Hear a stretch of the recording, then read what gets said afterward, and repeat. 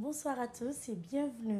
Au sommaire, rien n'arrêtera le FNDC dans sa volonté d'investir les artères ce mercredi 17 août sur toute l'étendue du territoire national. C'est le responsable de la mobilisation qui l'a dit. À cela s'ajoutent les soutiens de plusieurs entités politiques et sociales que vous entendrez dans ce journal. Et puis la période des orientations des nouveaux bacheliers est désormais connue. Du 7 au 17 septembre, les admis auront la possibilité de s'inscrire sur la plateforme Gupol.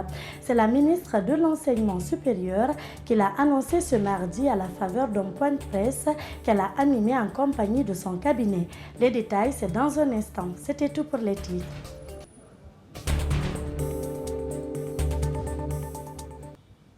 Encore une fois, bienvenue à tous. En bref, pour commencer, l'ancien président béninois Thomas Boniaï, médiateur de la CEDEAO en Guinée, est désormais attendu dimanche 21 août à Conakry. C'est le président de la commission de l'organisation sous-régionale, Dr Omar Touré, qui l'a annoncé mardi soir à travers un communiqué publié sur Twitter. Le retour en Guinée de Dr Thomas Boniaï avait été annoncé pour le début de cette semaine sans succès.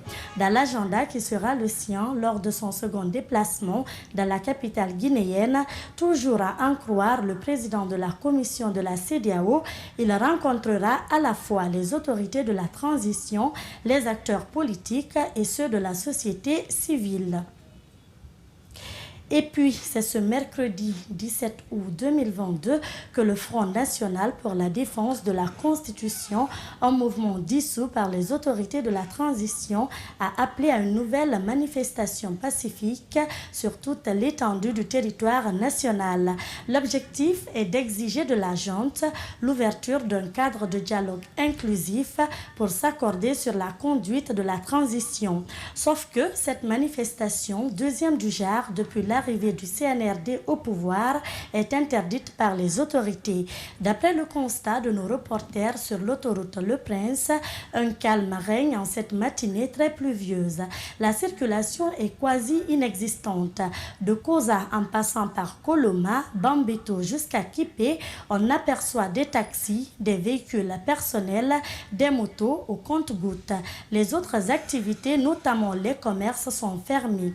Toutefois, un dispositif sécuritaire impressionnant est visible presque sur chaque coin de rue, donnant accès à l'autoroute. Disons que même si cette manifestation est naturellement interdite par les autorités, des coalitions politiques et regroupements de la société civile qui se reconnaissent dans les revendications du FNDC appellent leurs militants à descendre dans les rues. Mamadou Boïba et Ali Ouba en ont rencontré quelques-uns. Suivez. Le FNDC dit avoir observé une pause à la demande de la CEDEAO. Mais depuis la dernière manifestation, il dit n'avoir noté aucune avancée. C'est pourquoi il lance un appel à manifester le 17 août sur tout le territoire national. Et bientôt 2 semaines jusque-là, il n'y a aucune avancée significative et nous pensons que le CNRD n'est pas dans la bonne voie de faire en sorte qu'on se retrouve sans quoi demander un cadre de dialogue au cours duquel nous allons discuter d'un délai, nous allons discuter des étapes clés qui nous mènent vers le retour à l'ordre constitutionnel. Ce n'est vraiment pas le prix des yeux. Au sein de l'opinion, des voix s'élèvent pour demander au FNDC de reporter la manifestation, car le médiateur de la CEDEAO est annoncé à Conakry cette semaine. Le FNDC n'attend pas grand-chose de cette mission si le CNRD garde sa posture actuelle. Parce que nous avons appris que ce qui retenait l'arrivée du médiateur en République de Guinée, c'est du fait que le CNRD a opposé un niet catégorique à ce que le médiateur rencontre une quelconque entité, qu'elle soit politique ou sociale. À l'Alliance nationale pour l'alternance et la démocratie, on pense plutôt que la balle est dans le camp du CNRD qui, selon les membres, passe par tous les moyens pour prolonger la transition. Vous savez, les sacrifices doivent être faits de part et d'autre. Quand vous voulez, contribuer à l'apaisement du climat, vous faites des concessions, les autres font des concessions.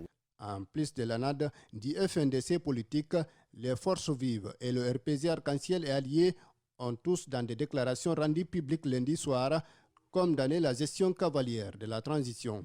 Il invite les citoyens à répondre à l'appel à manifester des entités sociales qui demandent un dialogue en vue d'un retour rapide à l'ordre constitutionnel. Par contre, la convergence centriste pour l'espoir de Lansana Kouyaté dit qu'il ne prendra pas part à une activité organisée par le FNDC. La commune de Kaloum a encore enregistré des heurts ce mardi avec la protestation des employés de Guinée Games qui n'entendent pas reculer.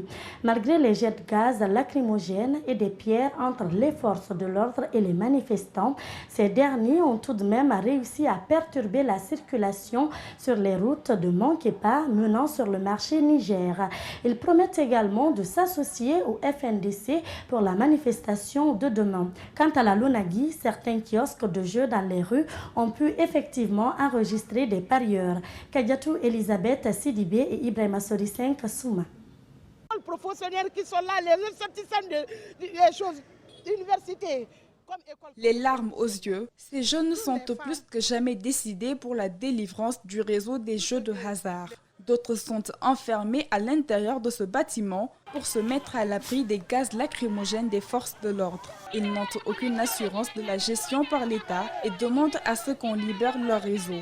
Créer une concurrence ou supprimer tous les jeux de hasard. Si l'Onagui est puissant, dans la vie, là, on dit que c'est la concurrence qui fait quelque chose. Ils ont récupéré PMU, beaucoup de trucs, mais ils sont en train de stagner, tout simplement parce que c'est leur façon de gérer. Constatez maintenant, à partir d'aujourd'hui, vous allez voir les banditismes. Il n'y a que des jeunes, il n'y a que des jeunes. Pour cette dame, l'État ne peut pas assurer toutes leurs charges comme l'a fait Guinée Games. Elle proteste contre la récupération de la société par l'État. Si il s'agit de nous amener à la Lonagui, tout ce qui s'est passé à la Lonagui avec PMU, nous sommes au courant de tout. Moi, j'ai ma cousine qui a été là-bas, elle a quitté. Parce que toutes les promesses qu'ils ont tenues, qu'ils vont faire, ils n'ont pas respecté. Ceux-ci sont partis écartés aujourd'hui. Celui-ci est un ancien agent de Guinée Games. Il travaille désormais pour la Lonagui. Ça pourra aller, en tout cas, je suis là à convaincre les clients que ça pourra aller. Parce que la Lonagui, je crois que c'est au compte de l'État. Donc l'État est très fort. L'État est plus fort que tous. Quant à ce parieur, il préfère les deux à la fois. Quand tu gagnes à la Lonagui, on te paye. Guinée Games aussi, c'est pareil. Qu'on les laisse tous les dés, on va jouer nous les parieurs. Je n'ai jamais joué ni gagné à la Lonagui. C'est la seule loterie avec laquelle, quand on gagne 100 millions, on ne les divise pas entre 3 parieurs et quelqu'un d'autre. Des employés n'ont pas foi en cette récupération et comptent désormais soutenir la manifestation appelée par le FNDC pour dénoncer cette action de la junte et son indifférence face à leur situation. Plusieurs jeunes étaient mobilisés dans la matinée de ce mardi au grand carrefour de Madina, dans la commune de Matam. Au motif protester, disent-ils, contre la vente d'une partie de leur terrain de football. Ils accusent les responsables de la commune d'être à l'initiative de cette action. Reportage à Aïssata Koroma et Moussanes Kamara. Cet espace public était autrefois occupé par le syndicat des transports interurbains. Ils sont aujourd'hui délogés par la mairie de Matam. Pour ces jeunes en colère, cette partie de leur aire de jeu a été revendue par les responsables de la commune à un prix estimé à 1 milliard de francs guinéens. La journée du vendredi passé, on a reçu une délégation de la mairie ici qui est venue dans le cadre de l'assainissement, bien sûr. Ils ont informé le quartier comme quoi ils veulent assainir le carrefour. Il y a une machine qui est venue avec un camion. Il y avait une petite quantité des ordures ici qui a été évacuée. Donc nous, étant des autorités à la base, on est en train de se battre, on est en train de jouer notre rôle. Parce que c'est nous qui jouons le pont entre l'autorité au sommet et nos citoyens. Quand ça ne va pas, nous devons jouer notre rôle. Le chef du quartier de Madina École défend qu'il n'a reçu aucune alerte pour le déguerpissement. Il invite les autorités communales à user de leurs moyens afin de trouver un consensus. Maintenant, là, à l'heure qu'il fait, je ne saurais vous dire quelque chose. Je demande à cette communauté de temporiser, de mettre la balle à terre. Depuis 3 jours, ce conflit perdure entre les jeunes de Madina et les responsables communaux. Le maire Ismaël Condé estime que ce sont plein droit de récupérer n'importe quelle portion de terre pour cause d'utilité publique. Bien sûr que les jeunes sont dans leurs droits, mais il faut qu'ils sachent que quand ils voient le maire quelque part, leur première responsabilité, c'est de venir à la commune, c'est parce que c'est un bien public quand même. Donc, si nous avons des espaces que nous pouvons nous-mêmes mettre en valeur dans le cadre du développement de notre patrimoine, évidemment que nous allons le faire. La clôture dressée pour le démarrage des travaux a été démolie par des jeunes, ce qui a par la suite poussé le maire à renforcer le dispositif sécuritaire afin de mettre main sur les responsables de ce acte. Parlons à présent éducation dans ce journal. C'est officiel, les orientations des bacheliers débutent le 7 septembre et vont s'étendre jusqu'au 17 septembre 2022. L'annonce a été faite au cours d'un point de presse animé par le ministère de l'Enseignement supérieur, de la Recherche scientifique et de l'Innovation. Dr Diaka Sidibé a profité de l'occasion pour assurer que la revalorisation des bourses d'études débute l'année prochaine. La ministre indique également que son département va lancer une opération de biométrisation de tous les étudiants guinéens. Alseni Bari, Yacouba Traoré. Pour l'année universitaire 2022-2023, les inscriptions sur la plateforme Goupol en vue de l'orientation dans les institutions d'enseignement supérieur public des bacheliers et ceux non orientés des sessions 2020 et 2021 vont débuter le mercredi 7 septembre et vont se poursuivre jusqu'au 17 septembre 2022. Une inscription qui se fait en fonction des moyennes et des filières, comme à Gamal. Génie chimique, génie civil, génie électrique, génie industriel et maintenance, génie informatique, génie mécanique, télécommunication, chimie, biochimie, maths et physique ont pour seuil 12 de moyenne.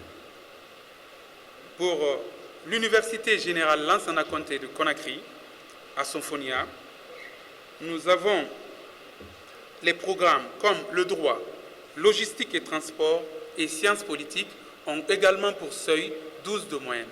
À l'Abbé et à l'ISIC de Kountia, la moyenne exigée est de 11 contre 12 pour l'Institut des mines et géologie de Bokeh. Cette année encore, le ministère va orienter dans les écoles professionnelles. Par contre, Dr Diaka Sidibé rassure qu'aucun étudiant ne sera orienté au privé. Cette orientation s'ajoute à la revalorisation des bourses d'études et d'entretien. Là aussi, il faut remplir des conditions. Être de nationalité guinéenne. Être orienté à travers notre plateforme d'orientation qui est l'unique voie d'accès aux institutions d'enseignement supérieur public, ou encore sur titre, lorsqu'il s'agira des étudiants qui ont fini l'enseignement technique ou d'autres étudiants qui viendront accéder dans nos institutions sur titre avec l'équivalence, avec la passerelle entre les institutions d'enseignement, il faudrait aussi que l'étudiant soit reconnu apte à poursuivre les études par un médecin. La hausse des bourses d'entretien rentre en vigueur à l'ouverture prochaine. Ensuite, suivra la biométrisation dès le premier jour de la rentrée. La mécanique est un métier de réparation des engins roulants. Elle est pratiquée par plusieurs personnes sur le tas. En Guinée, beaucoup de jeunes aussi le mettent au second plan. Bien qu'il y ait des institutions de formation professionnelles et universitaires, elles peinent à être à la convoitise des autres. Notre rédaction s'est intéressée à ce sujet. Suivez le reportage de Fassine Conté et Mohamed Kapelousila. En Guinée, pas forcément besoin d'aller à l'école pour devenir un bon mécanicien. Certains, pour la plupart d'ailleurs, l'apprennent sur le tas dans les garages qui foisonnent à tous les coins de rue. C'est aussi une opportunité de formation et d'emploi pour des jeunes qui n'ont souvent pas eu la chance d'aller à l'école. Malgré les difficultés liées à l'apprentissage informel, nombreux sont ceux qui s'en sortent bien. Ça, c'est un métier d'avenir. Ce métier-là, quand tu n'es pas courageux, ce n'est pas facile que tu vas comprendre. Tu peux faire 10 ans de l'apprentissage. En tout cas, quand tu connais, ça c'est une méthode d'avenir. Tu peux faire tout ça dans ta vie dedans. Par amour pour ce métier, et puisqu'il n'a pas pu poursuivre ses études, Kaba Kamara s'est retrouvé dans la mécanique. J'ai aimé beaucoup depuis le jour de mon enfance.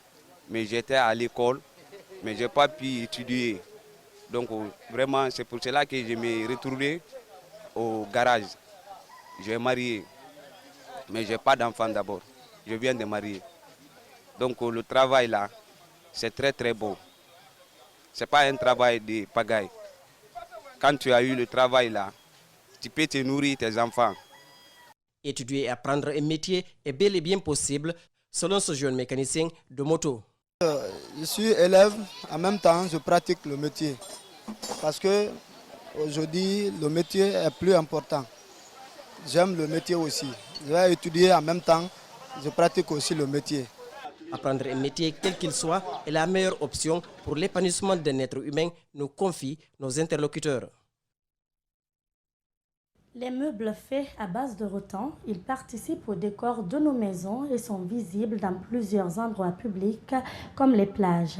Possible de fabriquer des chaises, des canapés, des fauteuils, entre autres. Derrière ces meubles se cache la main des artisans qui y mettent leur génie créateur. Aujourd'hui, ils sont nombreux, ces jeunes qui gagnent leur vie dans la fabrication et commercialisation de ces meubles. Lansana Fofana et Aliouba ont fait un tour dans certains ateliers. Voici leur reportage. L'histoire entre Maître Alia et le rotin ne date pas d'aujourd'hui, car depuis 2007, il pratique ce métier.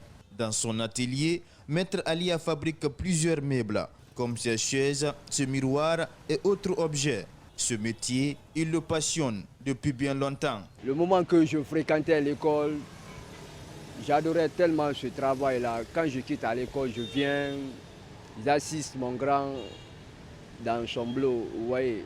Donc, une fois échoué au bac, pour ne pas que je reste comme ça, dans le quartier comme ça, sans rien faire, j'ai continué à faire le boulot là. Mais aujourd'hui, alhamdoulilah. À l'image de Maître Alia, ils sont nombreux ces jeunes qui pratiquent ce métier à Conakry. Dans son atelier avec ses apprentis, Mohamed Diallo est sur la finition d'un accessoire de miroir. Avec cette lampe à main, il transforme le rotin à sa guise. On travaille avec la main. Toutes les choses que vous voyez comme ça, c'est nous qui avons fabriqué avec la main, sans machine. Donc on travaille avec la lampe là. Donc la lampe là, si tu veux, quel que soit le format, la lampe là, tu peux faire le format, tu peux travailler avec la lampe là, tu gagnes le format que tu veux. Comme il n'y a pas de saut métier, ces jeunes maîtres ont trouvé moyen de gagner leur vie dans la fabrication des meubles à base de rotin. Le marché est plus ou moins rentable. Avant, je demande les grands ou bien je demande les contacts. Je veux 50 000 ou bien 20 000, mais maintenant là, je ne demande pas. J'ai quelques voitures, j'ai des motos, vous voyez. Donc j'ai eu beaucoup de bonheur dans ce boulot-là, vraiment. Ce rotin nous vient souvent de la Guinée forestière. À en croire nos interlocuteurs, ces meubles restent néanmoins une spécialité bien guinéenne. C'est pourquoi la valorisation des produits locaux est l'objectif de ce jeune rotinier. Cinéma. Dans ce journal, notre compatriote Mfali Sano Kake est parmi les 24 cinématographes émergents retenus par Hollywood. Le mois prochain, il effectuera son voyage pour être décoré et suivre une formation. Sa motivation du moment, ses ambitions pour la suite de sa carrière, c'est dans ce reportage que nous propose Mamadou Sadio Baldi. Un Guinéen parmi les 24 meilleurs cinéastes émergents au monde. Il s'agit de Faliswana Kake, mais comment a-t-il accueilli cette nouvelle? Je suis très content, c'est le lundi 8 août que la liste est tombée et j'ai reçu l'email que je suis sélectionné parmi les 24 cinématographes qui émergent à travers le monde par the American Society of Cinematography à Hollywood. À Hollywood, les sélections sont exigeantes. Notre compatriote remplissait tous les critères qu'il a bien voulu partager. Troisièmement, il faut appartenir à un groupe qui vont entrer en contact avec, à savoir ton université, les studios avec lesquels tu as travaillé, pour que il y a l'appréciation aussi de ceux qui t'ont employé et de tes collaborateurs. Mais pour remplir ces critères et avoir une adresse doublée d'une carrière irréprochable, il lui a fallu fréquenter des universités les plus indiquées et surtout travailler avec des maisons de renommée mondiale. J'ai été formé à New York Film Academy of Los Angeles, à Hollywood. J'ai eu la chance de travailler avec Burbank Studio dans le cadre de la certification de Red Cinema Digital Camera, qui est la version 8K. The Silence of Mariana que j'ai tourné à Universal Studios, et The Cats aussi que j'ai tourné à Burbank. Et j'ai aussi travaillé avec Jessica Reddish, qui est une réalisatrice new-yorkaise. Ils sont reconnus et répertoriés. Dès lors, ils font maintenant partie de l'avenir de la production audiovisuelle mondiale. Ce sont les 24 lauréats. Avant leur décoration, une remise de niveau est prévue. Plus un geste, c'est terminé. Les mains derrière la tête. Restez où vous êtes. D'abord, nous devons nous rendre à Los Angeles à partir du 9 septembre pour commencer le séminaire. Et après le séminaire, nous serons décorés. Deuxième prise. Action. Quel avenir à titre personnel pour Kake, produire un film made in Guinée pour conquérir le monde? Je voudrais donner une touche particulière au cinéma guinéen, c'est apporter la technique hollywoodienne à l'image africaine. Sa volonté de partager son expérience ne fait l'ombre d'aucun doute. Il a formé des techniciens qui sont déjà sur le marché de l'audiovisuel guinéen. Et mes téléspectateurs, ici prend fin ce journal. Merci de l'attention et bonne suite de programmes sur la télé de notre planète.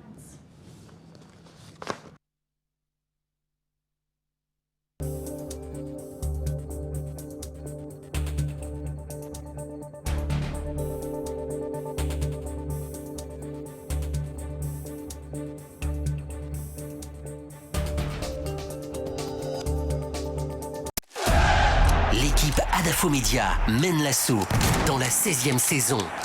Attention, on est en train de perdre.